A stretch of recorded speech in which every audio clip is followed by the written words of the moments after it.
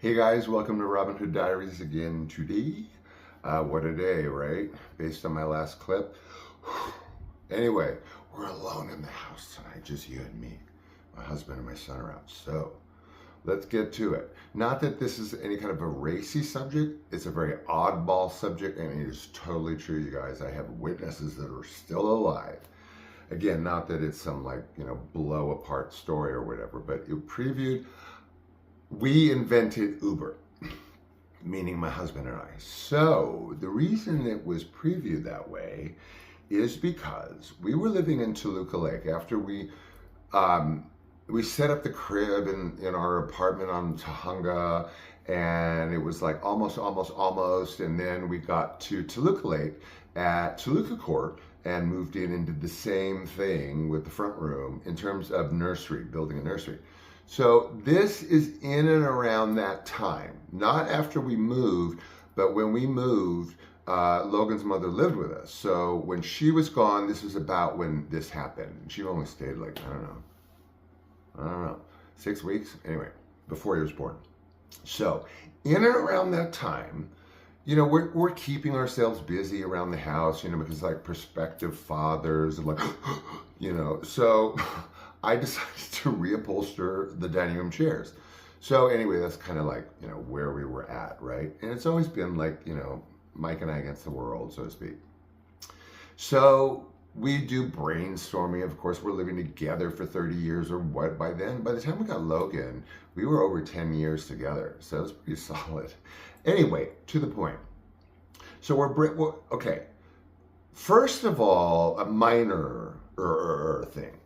And I don't want to say I invented YouTube, but even before this time of my son's birth, I had always had this itchy idea, which I played around like creating some tacky, crude website to like see how it would work and whatever. And I named it iam.com. And the way I envisioned it is that people would be able to load up videos of themselves or pictures of their artwork or talking about their book or showing their sculpture, stills, all that stuff.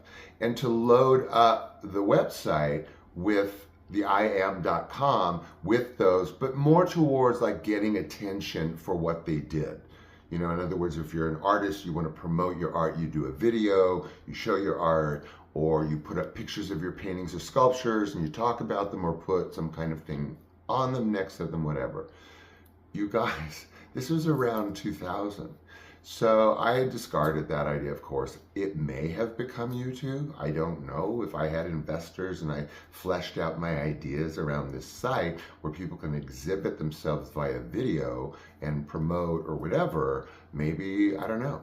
But I didn't do anything about it. And again, if YouTube started in 2000, then it wasn't my idea. If it didn't, anyway, so that's me inventing YouTube, right? Right.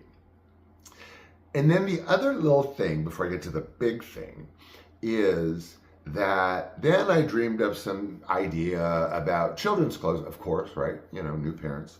And I wanted the whole line of children's clothes to be goth, not deaf, but I thought like maybe some skulls and some beanies with, some racy stuff on it, or like a jumper in like, I don't know, like very alternative, kind of hot topic-y type stuff, but a line of children's clothing.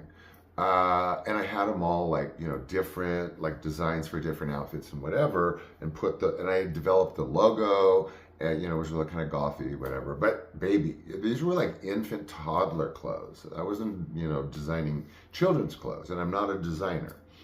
So, that was like nothing. That was like a no-brainer thing. That was on top. That was after the iam.com, then a little bit more brainstorming down the road, then this line of clothing. Now, here is the thing, guys, that we don't obsess on it, but it nags me sometimes, a little bit.